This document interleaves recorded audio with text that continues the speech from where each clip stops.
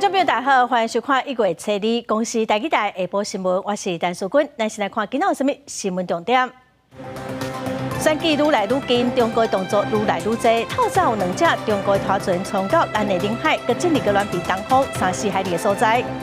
南韩在野共同民主党的党主席李在明早起伫釜山走行庭，和这60多岁查甫人抬伤，嫌犯已经被抓起来了。新闻一开始。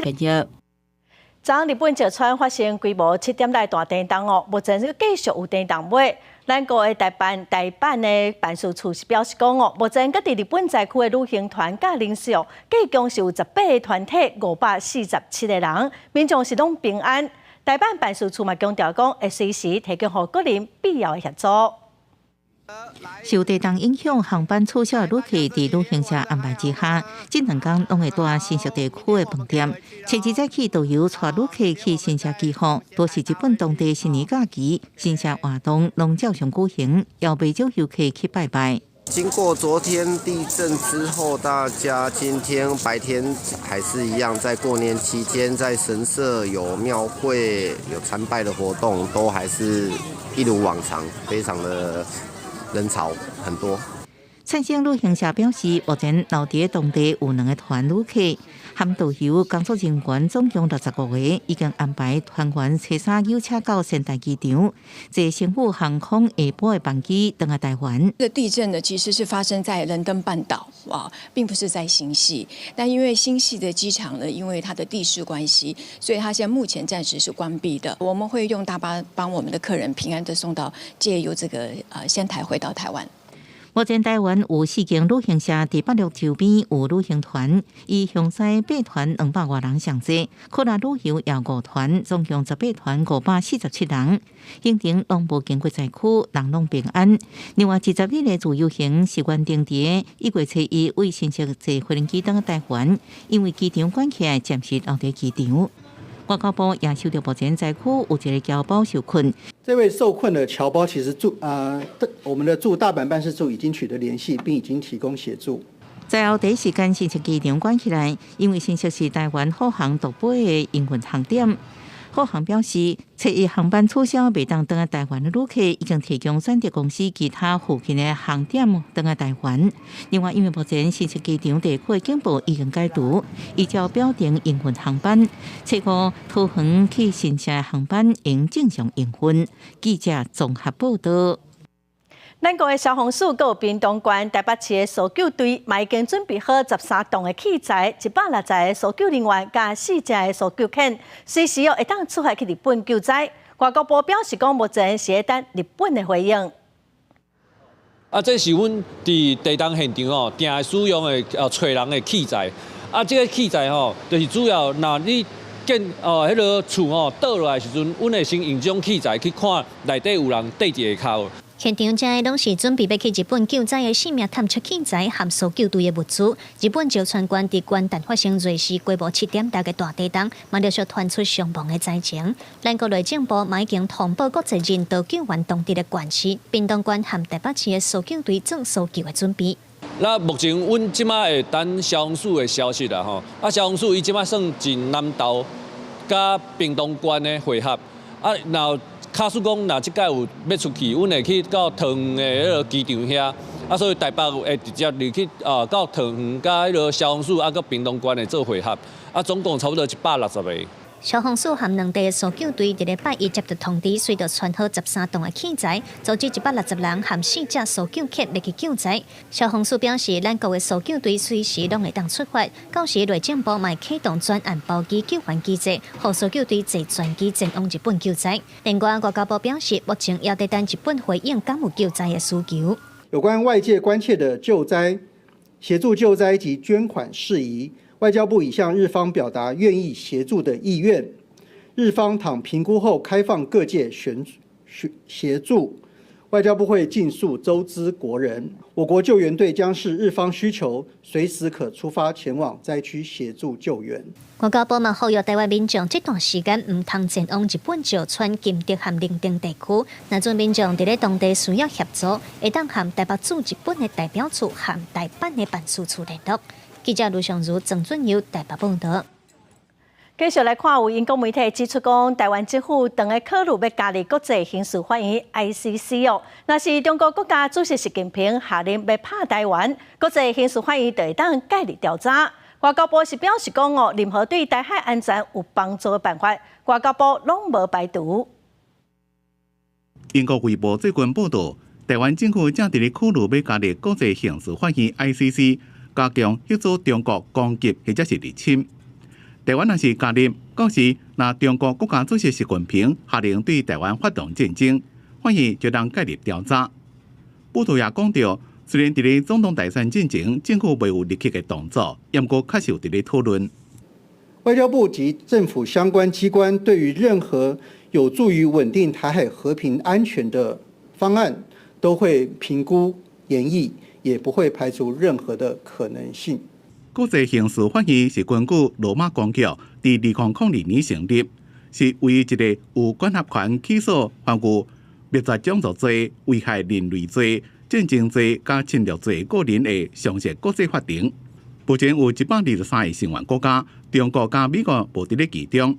今年3月 ，ICC 针对俄罗斯总统普廷强行甲乌克兰儿童遣返的代志，对伊发出逮捕令。因此，若是习近平发动战争，就当适用。学者认为，目前台湾会当依照乌克兰或者是巴勒斯坦模式加入 ICC， 或者是宣称有管辖权来争取保障。另外一种可能就是说，像乌克兰那样，他是主动跟国际刑事法院说，那我接受你的管辖权范围。那这个也许他的政治操作的可能性就比较多，这样子。不过学者也讲，若是透过签署罗马规约来加入 ICC， 但是因为联合国秘书长是 ICC 成员国家资格管理者，这就牵涉到长久以来台湾定位问题。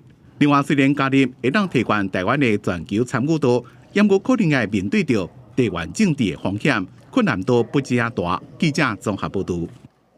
义务役做一档的兵哦，对这个月开始咯，陆军嘛采购训练使用的5000粒红准的火箭弹，60套的射击模拟器。中科院是表示讲，标准的训练哦，大约4天，上紧2天就会当学晓安怎来使用。也毋过外界质疑讲，这款火箭弹的火力无强。中科院是强调讲，红准火箭弹上远会当射400公尺，深度嘛有300到400公里哦，有机动性，操作嘛较简单。国产的红准火箭弹有反增加的火力，会当帮助单兵作战，运用伫咧上定战。总统蔡英文正肯定，今年拄是1年期义务役正式实施。陆军采买5000粒红准火箭弹，也有60套的射击模拟器用来训练。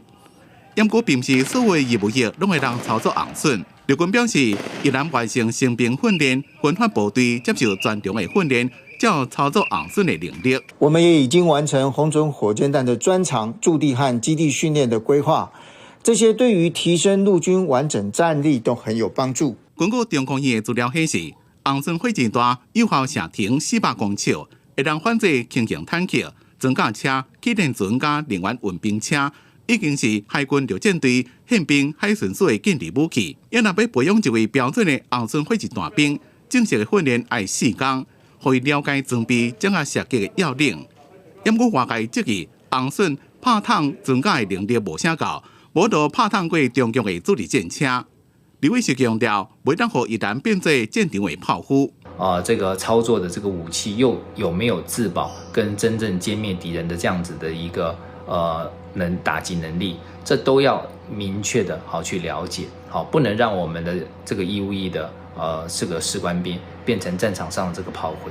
不同的武器装备会应对不同的威胁，轻型的坦克或者是轮型的甲车，红准都可以运用。中科院表示，红准主要是瞄准攻击轻装战车、驾车的履带，抑个连啊，只要拍到3粒，就当互车无法度震动。不过学者警告讲，战甲车依然有作战的能力，对国军造成威胁。另外，红准无法度伫咧室内操作，是下定战作战的一个正担心的问题。如果要躲在建筑物内，对接近的共军的装甲车辆发动攻击的时候，其实桶后喷火的问题可能会危及到发射手自身。国军对抗中共的主力战车，拢是一个标情飞弹、偷袭飞弹，不过目前标情是也未到。学者认为，中空医就会研发后一代反增加火箭来填补战力的需求。记者综合报道。后礼拜六特别选举咯，国民党的侯友宜总伫新北市强调讲，若白合签的6点协议搁准算，所以若输选赢会成立联合政府。也毋过郭文地看口说讲国民党都爱先确认讲是谁会做主。郭文地伫今仔早起嘛展开全台湾车队的扫街拜票。民进党的赖清德是去嘉义辅选咯，之前伊讲宪法是灾难，受到批评。赖清德今仔是强调讲硬要甲中华民国宪法9日共识化，这真正是危险。政党轮替，众望所归。大选就要到啊，启动陆战，民众党国民体早起甲副手吴新平分进合击，展开全台车队扫街友台选情。对侯友宜初一提出，当初若配合签署6点协议，议员伫咧选后一定会成立联合政府的讲法。国民体反对口说，且国民党先不清楚，即嘛是什么人咧做决定。先国民党先搞清楚，到底现在国民党是谁在做决定的？那个朱立伦不是说坚壁清野吗？那侯友又跑出来这个讲这种话。现在是跟国民党还有得谈吗？没得谈了，要谈什么？这已经是中共支持的人来谈什么？国民体车队为新北市出发，一路由北向南，搁伫车北为高雄、台南转来，搁回防北台湾。民进党大清定也掠时间到家己火山入会，进行宪法灾难的讲法，也去证据。赖清德表示，硬将中华民国宪法9日共识化，这是真正危险。中国国家主席习近平已经多次定义9·2共识，就是一个中国原则，台湾1国2制的方案。在这种状况之下，硬是要把中华民国宪法9·2共识化，这个才是真正的危险。对赵少康伫副手辩论会顶悬，一直攻击因流出的证据，赖清德回应已经交予律师处理，交付公益信托，未改变。国民党侯友宜早起回新北本命区扫街，呼选大将李乾良个断言，气候包括未出现。我想气保效应，在未来会不会成真呢？我们还在期待，还在观察之中呢。我想大家对侯康配的支持度，我想一直有很高的期待。那也评估侯友宜回防800基图，被保持100万票左右的差距，才有胜选的机会。针对侯康配伫宏观民调显示优势中间选民，李乾良认为民调只是参考，对侯康配是较有信心。记者综合报道。来看今仔股市新年头一天开盘，虽然一开始是起，也毋过伫 AI 概念股、顶电子股表现了无介好哦。大盘最后是落上8点，指数嘛落破17900点，是收伫17853点。台北股市去年封关日有起，将场创下年度收盘新关价17930.81点，离万八是真近。伫2024年的头一个交易日，大盘以小可起开出，不过伫 AI 概念股等电子宽带走弱的情形之下，大盘走价翻乌，落超过8点，指数失守17900的关卡。在去年12月台股之所以大涨，是因为热钱流入。我们估计元月份的话呢，台币还会持续的这个升值，所以资金的行情，我认为还是会在元月份来这个稍望这个台股的一个走势。分析师表示，去年台股规年已经起3793.12点，不过早盘伫个获利未压的情形之下有回转来，而且后礼拜国内就要举行总统大选，不确定因素加悬，互市场加向观察的趋势。另外，新台币换美金的汇率，2023年以30.735块落1.7分封关了后，2024年的头一个交易日以30.7换1块的美金开盘，升达3.5分，目前伫30.815块迄卡刀。一直到惯性的农历年前的话，都是台币资金需求的高峰期，所以很多外币的话都会解回来，所以应该到农历年前的话1月的一整个月来讲，还是应该是偏向易升难贬的格局。外汇分析师认为讲，为过去的经验分析，每一年的12月，甲申请进前，新台票换美金的会价通常拢呈现牙悬的几率较悬，主要反映厂商年尾做销，还有申请进前新台票资金的需求。若春节假期了后，敢会进一步加悬？关键要是伫美国联准会政策的变化，要爱密切注意。记者综合报道。离选举愈来愈近，中国的动作嘛愈来愈多哦。伫今仔透早有2只中国的拖船冲入去咱国的海领海，搁进入个乱偏东方大约3-4海里的所在，海巡哦嘛派船去赶，也毋过中国的船只是以海上正歹哦，无愿意离开，搁歹声扫。现在前面风太大了，我现在只能这样慢慢走了。我现在正在走啊。依中华民国的法律，贵船就是不能进来限制水域，请您依您的航海专业技术，想办法离开我限制水域。是的，我现在正在离开啊，正在离开。我要向右转了，但是我转得很慢啊。广播的放送会当听到讲中国的拖船哦，佮对咱国的海巡人员呛声，讲目前方向透露，因无法度离开。海巡的船哦嘛，因为人道的考量，继续来监控来驱离。目前2只拖船佮工作平台离高远偏东北方17海里的海面上往北东哦。海巡是表示讲，去年的11月份，伫红头区就发现中国的拖船，这届哦是上超过驶到咱国限制的海域。目前哦，拖船嘛已经先离开，海巡嘛强调讲，因会继续来监控。再来看咱国内有一个诈骗集团，请一寡欠债民众来做车手哦，因个假做是检警来恐吓被害人，讲因牵涉到洗钱案，必须爱监管因的银行口座，车手佮把钱拢领走咯。目前有6个人受害，哄骗超过6000万。有嫌犯哦是去银行领钱时，互警察抓到。诈骗集团的成员甲车手，才拄位银行领钱线，准备驶车离开。维安特勤警察随冲出来，甲22岁姓洪的主嫌等人全部压制伫涂骹。警察下车！回去！刑事局中部打击中心去年侦办诈骗集团的时，发现着闹交的姓洪主嫌等6个人。因假作检警，甲被害人骗讲有牵涉洗钱的案件，口座需要监管，要求被害人去办网络银行，甲约定转销，交出价金铺甲密码了后，就甲钱领了。这个吸收有路无厝，搁欠债的人来做车手，甲因拘禁伫咧新竹火车头附近的旅社，统一管理。骗到钱了后，这个叫这车手摕贵州的采购契约，到柜台甲钱领出来。扬称你的账户涉及洗钱。必须要跟你做账户监管，要求被害人到银行设定网路银行以及约定转账的功能之后，被害人不疑有他，交付了存折以及密码，就被提领一空。警方前后伫咧高雄、新北甲新竹3个所在抓到诈骗集团的嫌犯，计共采到268万的现金、人头口座的印仔、贵州的采购契约等证物。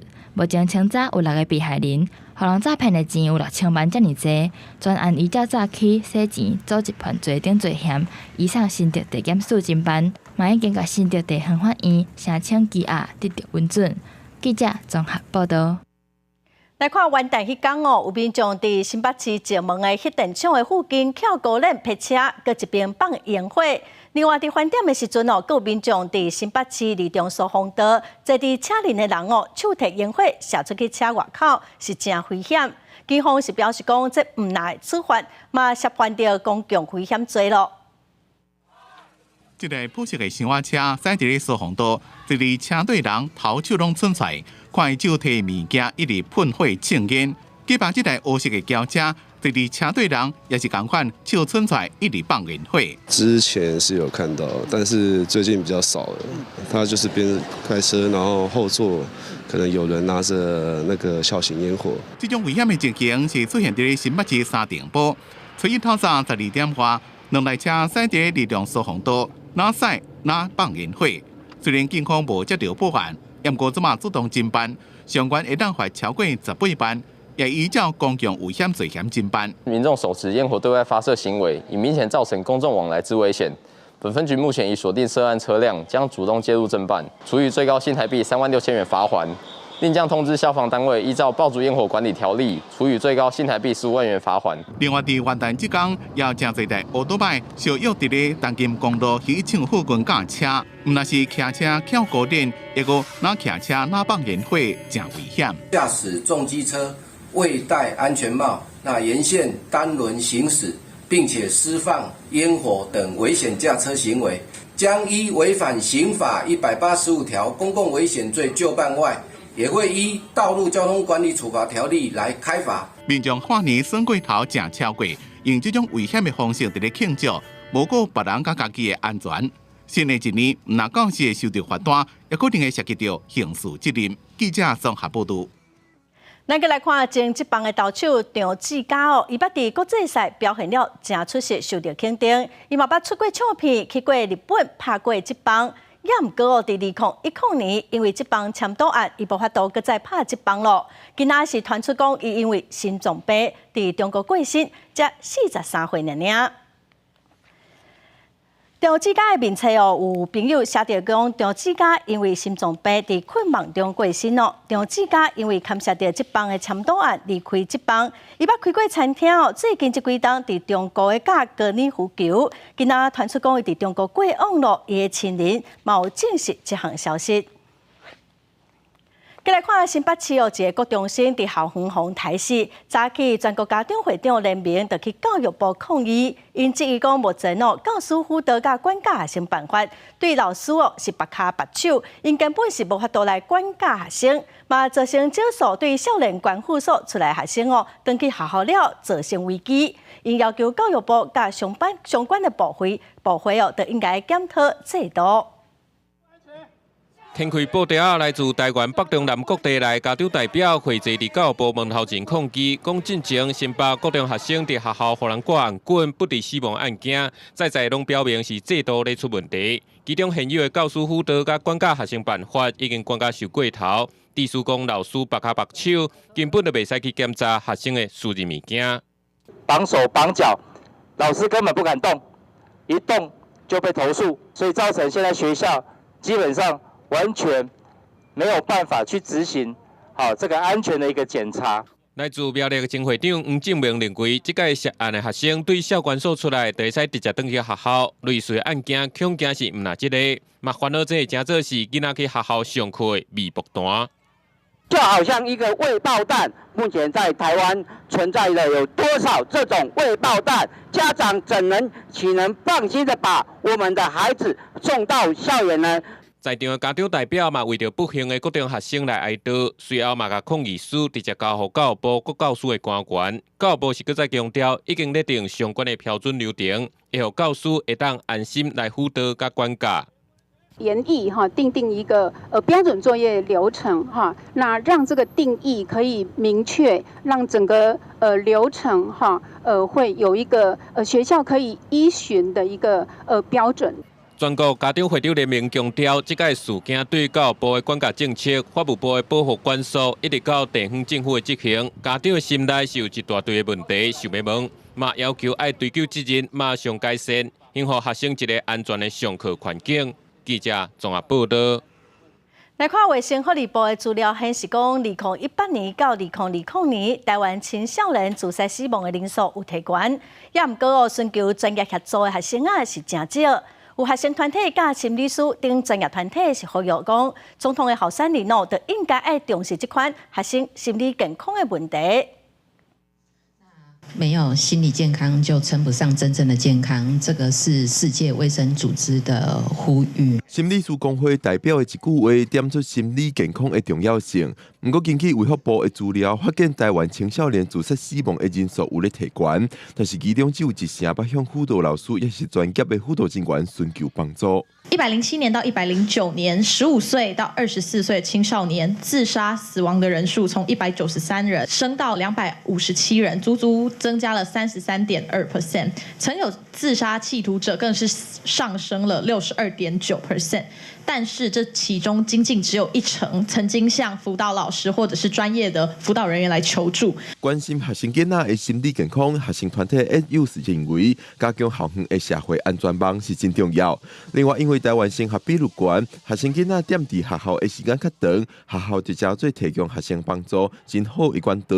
伊也对此提出6大诉求。选择机关要去公布台湾学生自伤、自杀以及忧郁的相关数据，尽速完成学生辅导法的修法。我们希望全面去推动各校的心理假。教育部的学生辅导咨询会，学生作为一个学习的主体来讲，却没有被纳入这样的一个辅导咨询会。辅导原理跟实务应该要纳入师资培育的必修课程、情绪教育以及自我觉察的概念，纳入下一波118课纲修订的这个总纲。学生团体提出6大诉求，希望政府发现台湾学生囡仔心理问题的结构性因素，而且提出办法来解决问题。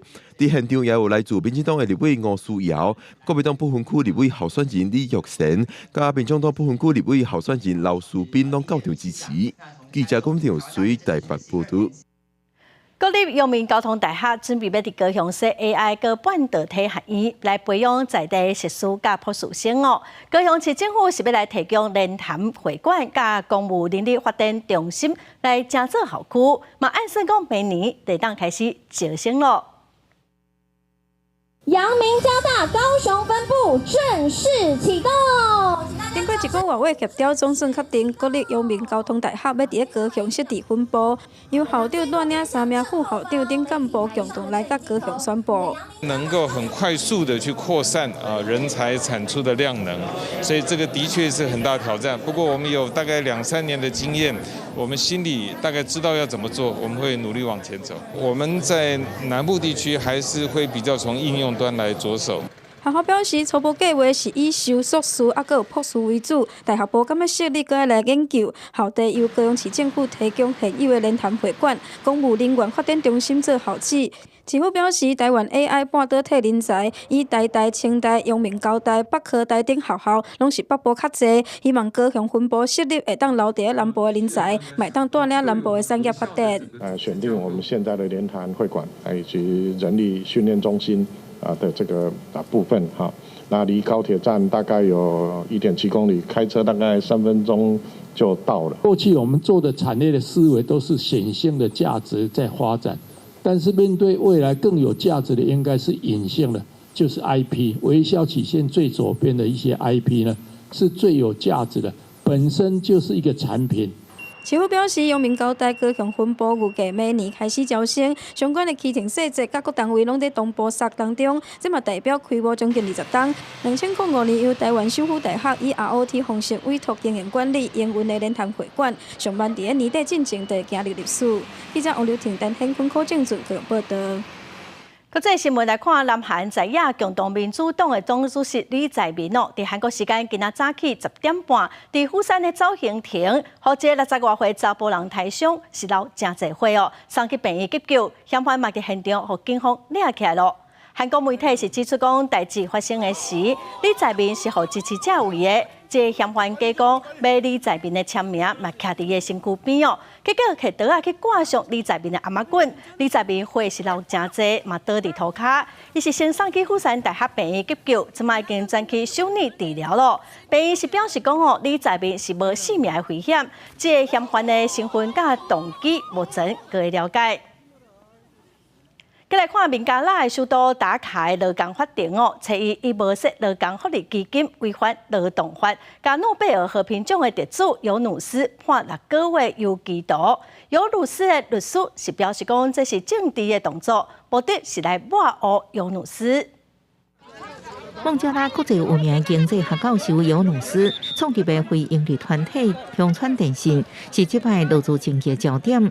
乡村电信有孟加拉上大的行动电话公司，同时是全球上大的电信公司挪威电信子公司的乡村电话37%的股份。打卡劳工法庭的首席法官伫判决书当中指出，乡村电信67个职员是永久员工，不过公司所无设备员工福利金，而且照公司的政策5%鼓励应该分给员工。有律师甲公司的3个董事拢被以违反劳动法为理由判6个月有期徒刑。有律师的律师表示，除此以外，有律师也佫因为涉嫌违反劳动法甲贪污，也佫有其他100多项的指控。যে দোষ করি নাই সেই দোষের শাস্তি পেলাম এটাকে ন্যায় বিচার যদি বলতে চান বলেন এটা আপনার ইচ্ছা有律师支持者甲律师是指这案件完全是因为政治动机，唯一目的就是要伫当全世界面塑造和保障有律师，王家拉就要伫提起举行大选，虽然遭到主要反对党的反对，过总理哈辛娜领导的孟加拉国人民联盟因讲是确定赢第5个任期。长久以来，有律师都被哈辛娜阵营看作是暗中的竞争对手，伊协助数百万人拍伫散车微型贷款，都被哈辛娜批评是用高利率。是散车人的会。Labour Tribunal has been weaponized against a Nobel Peace Laureate, while labour laws are being broken, violated in the most severe way every day in every factory, even on the streets of Bangladesh, and the government does nothing. 去年8月，前美国总统奥巴马将联合国秘书长潘基文在内160个全球有名人士，要发表联署批，讲有律师一直受司法骚扰。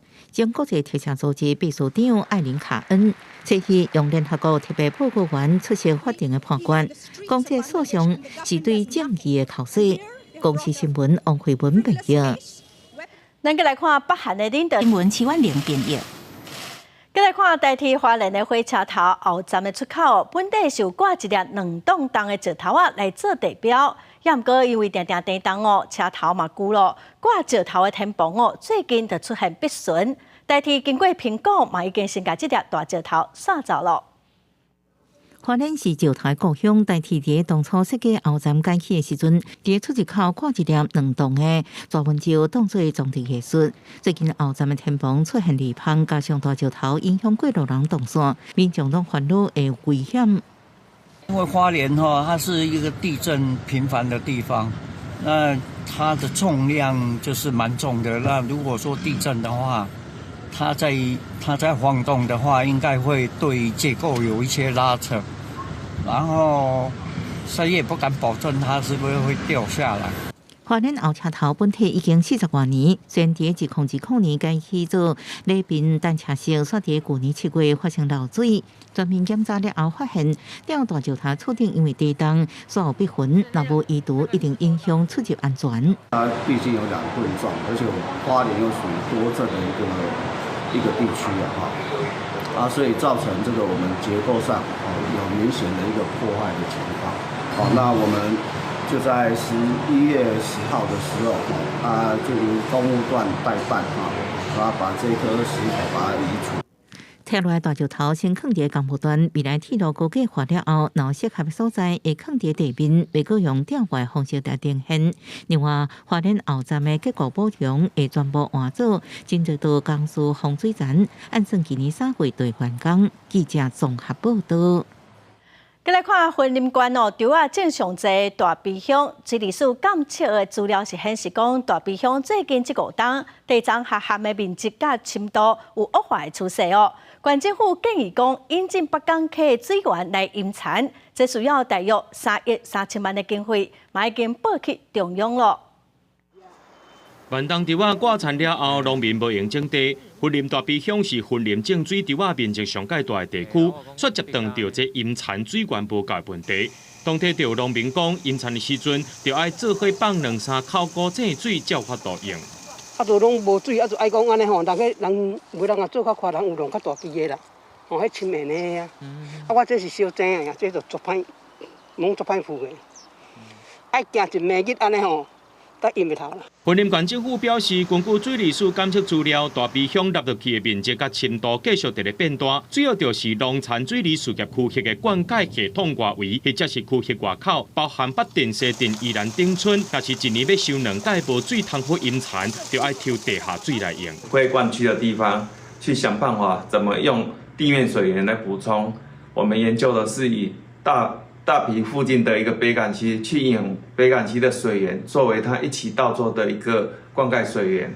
云林县水利处表示，为了要改善大埤乡地站下陷问题，县政府完成大埤非灌溉区灌溉水源改善工程前期规划，希望因北港溪水到高滩地涉欠水池等设施互农地使用。不过，这经费要开3亿3千万，已经报中央等待核定。记者综合报道。再来看高雄环中轻便铁路用10天的时间，总算伫去年底完工了。高雄市政府嘛对元旦开始来试营运咯。有人讲轻便铁路的速度较慢，上下班是无啥方便，而且讲经过的路段本地车道拢求水咯，嘛烦恼讲会塞车哦。高雄市交通局是表示讲，已经有规划10个路口，要求车辆都爱细挖，要来消透车流量。轻铁车厢因为黄色真古锥，也毋过车厢新造型，毋若是应用月底，特别中款高雄的黄色新的一年元旦，高雄市府宣布宽纵轻铁正式成员，暗时6点起通车试营运。整个新建的过程，我们也体验了一件事情：轻轨那么困难的工程，面对那么多的沟通，我们用诚意、用我们的毅力、用我们的专业来说服市民的时候，没有什么困难可以抵挡高雄前进。宽纵轻铁为2013年6月起分段时间通车，期间因为理解沿线居民反对甲政党轮替，经过工程延迟停工，用10的时间总算成员。好完成轻铁一届的前高雄市长陈菊也特别落难见证通车时刻。你要高雄市道的话，就要做这个比较方便。它可以做到每一个角落都有，尤其是观光景点。列车为大顺路段出发，轻铁成员了后，观光路网更加便利，袂少市民落班骑乘。也毋过，实际的爱90分钟的轻铁，要市民认为速度太慢，不利通勤。太慢了，就变成说我上班可能就是要提早出门，然后因为其实我们家就住旁边，所以这个轻轨通车。还有在之前的施工期，对我们两边的住户来说都是非常非常不方便。除了不利通勤，民众也反映大顺路段车流量大，即马阁因为天气跨度缩减，造成公车爱甲骑车上路。虽然交通局伫去年底已经开放10个路口倒挖疏导车流，也毋过实际成效安怎，恐怕要等通车1站了后才会当知影。记者综合报道。台湾连续3档人口拢是负成长，虽然今年是龙年，也毋过今年的元旦阿婴仔嘛较少。有妇产科医师是预告讲，去年阿婴仔人数可能会个创新低无到13万人。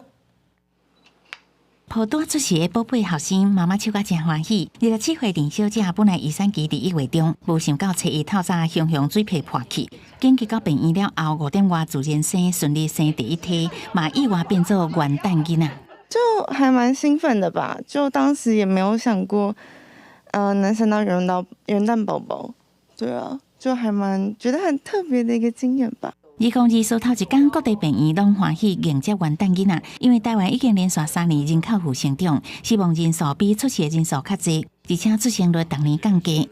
根据内政部统计，2020年新生儿的人数有16.5万外，不过到2022年新生儿敢若13.8万外，拢创下历史新低。有妇产科医师预估，去年2023年出生的人数可能较无13万人，甚至今年龙年出生率嘛无乐观。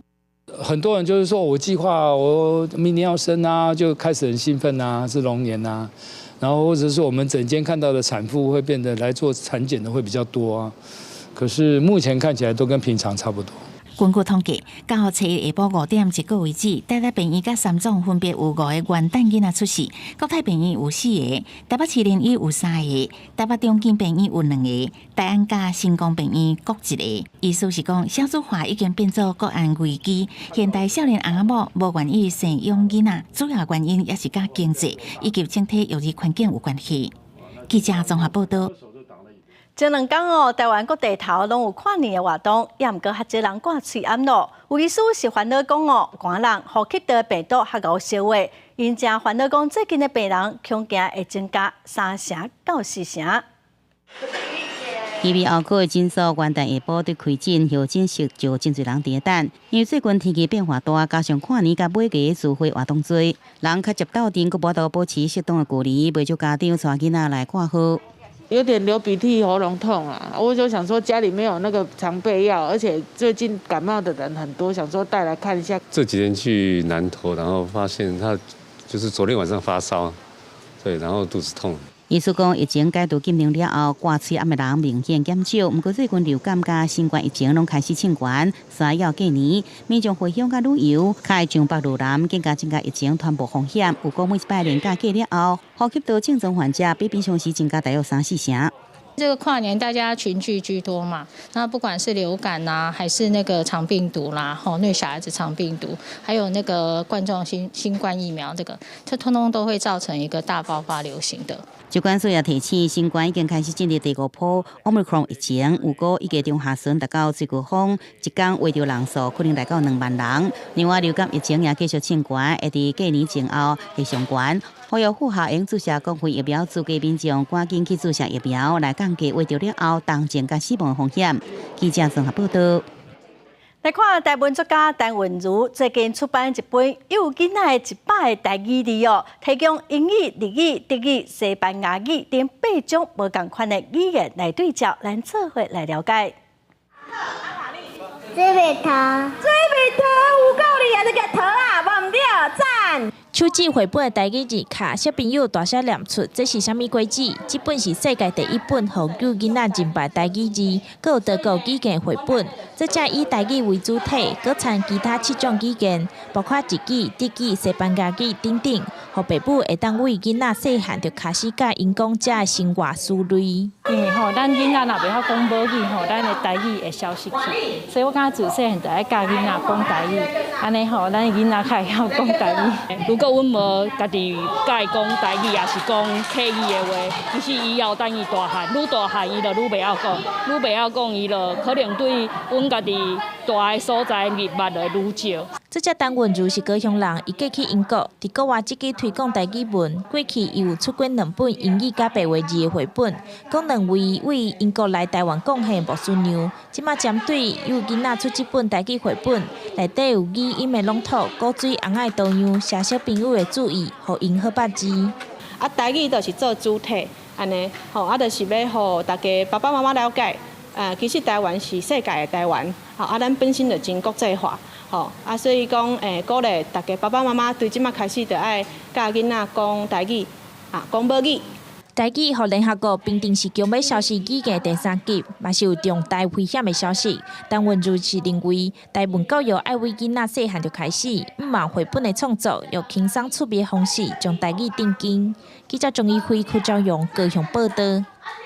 来看迪士尼哦，真出名的动画角色 Mickey Mouse 上早期的版本保护的期限已经到期了，所以今年开始哦都无版权的限制。也毋过爱注意，只限头一代出版黑白色的 Mickey Mouse， 其他的版本哦嘛是阁有版权的保护。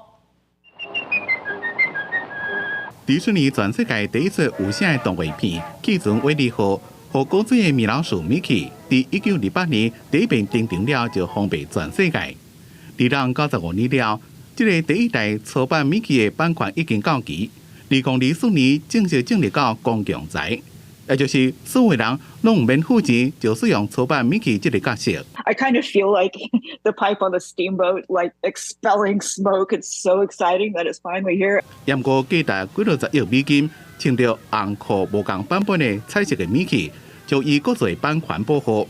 目前民众会当使用的 Mickey， 只有黑白片船长这个特定版本。其实气船威利号的版权本来应该伫咧1984年到期，也毋过迪士尼长期大力的游说，和国会几多遍批准版权延长，和初版的 Mickey 版权延长到95年。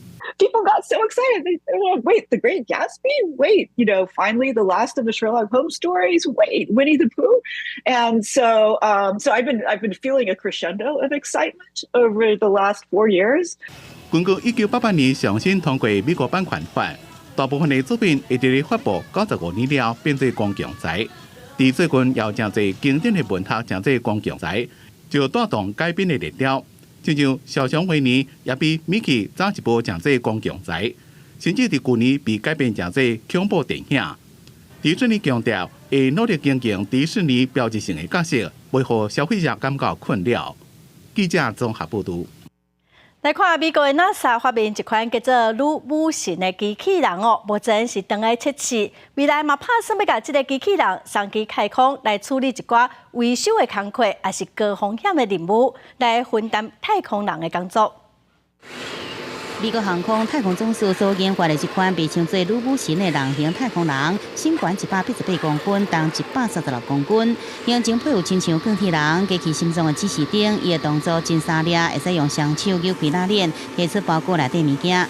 NASA 专家讲，人形机器人设计的初衷是希望会使发挥甲人类相款的功能。现阶段女武神若爱具备爬楼梯、开车甲清理杂物的能力，会代替人类建立核载区这开检的科学，未来爱上太空到火星顶面来执行任务。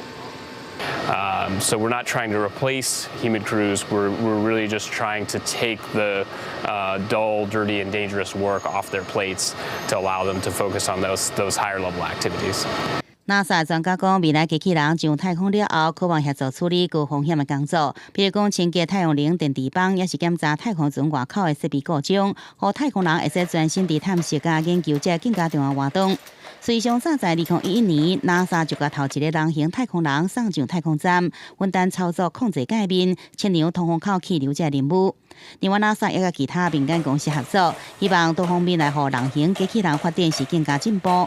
像这款叫做阿波罗的机器人，主要功能是伫仓库甲工厂内底移动这个包裹，协助物流供应链。就伊的功力是更加真卡进步，会使在无边的地面四界行。And so what we were demonstrating today is walking over disturbances or rubble. So there's a bunch of different objects, soft objects, hard objects, and just demonstrating that even though Apollo has never seen those objects before, it has the ability to balance. 不过，也有人烦恼人形机器人是不是抢走人类的饭碗？美国商会引用数字显示，美国这种950万的职缺，就算650万失业工人拢找到工作，也是有欠工的问题。机器人的研发目的会注重协助人类解决问题，唔免受过烦恼取代人类。公视新闻张慧敏编译。来看澳洲上北边的阿纳姆哦，野生的水牛有2万多只，也毋过因为水牛牵线牵线的范围是真宽，加来靠人工的监控哦是真困难，所以最近嘛已经设计出卫星监控的设备咯。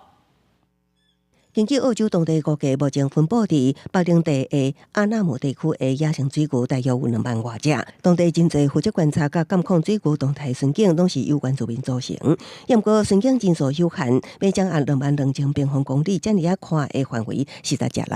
所以，澳洲政府所属的联邦科学工业研究院泄露，甲微软公司合作14年飞机，希望掠到2000只野生水牛样本，伫牛的耳孔绑卫星信号追踪器。这个叫做太空牛的专案计划，除了要研究水牛族群的生活甲迁徙模式，也希望会当大声判断野生水牛族群的徙动路线。所以，太空牛专案的另外一个目的，是要协助保护土地甲重要文化遗产，免受野生牛群的吞噬。Introducing the new Space Cows project, a smart herd management program that tracks feral herds across more than 22,000 square kilometres in the northern region of Australia, from Arnhem Land to the Cape York Peninsula. Using the innovative combination of Indigenous knowledge, low Earth orbit satellites, and Microsoft Azure Artificial Intelligence platform to interpret the data, Indigenous rangers have new tools to help manage their land and create new economic opportunities. 负责专案计划学者指出，澳洲过去伫这方面的研究上少，既然有现代科技做工具，就会当善加利用。There's very little surveillance that happens in these areas. So now we're starting to build those data sets and that understanding of the baseline disease status of animals. This really, large-scale tracking project, probably of the largest scale from a wildlife or a buffalo tracking perspective that's ever been done. 阿纳姆地区是澳洲的原住民保留地之一，水牛伫原民文化甲历史中也有重要的地位，所以这个结合传统智慧甲现代科技的计划，当地原住民也积极参与。公视新闻齐家欣编译。今仔东北季风减弱，温度有大大回升哦。明仔载方面通过东北季风又搁增强，所以北部搁东北部天气会变较较凉冷。加上北海岸搁有台湾的北部、东部、马祖拢会落东部啊雨。下半部的天气，咱来看各县市详细资料。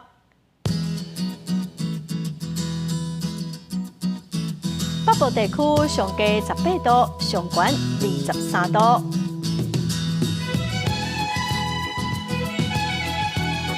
中部地区上低18度，上悬24度。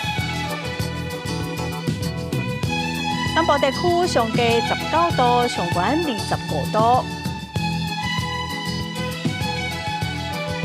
东部地区上低19度，上悬23度。外岛地区上低12度，上悬20度。咱再来看未来3天的天气。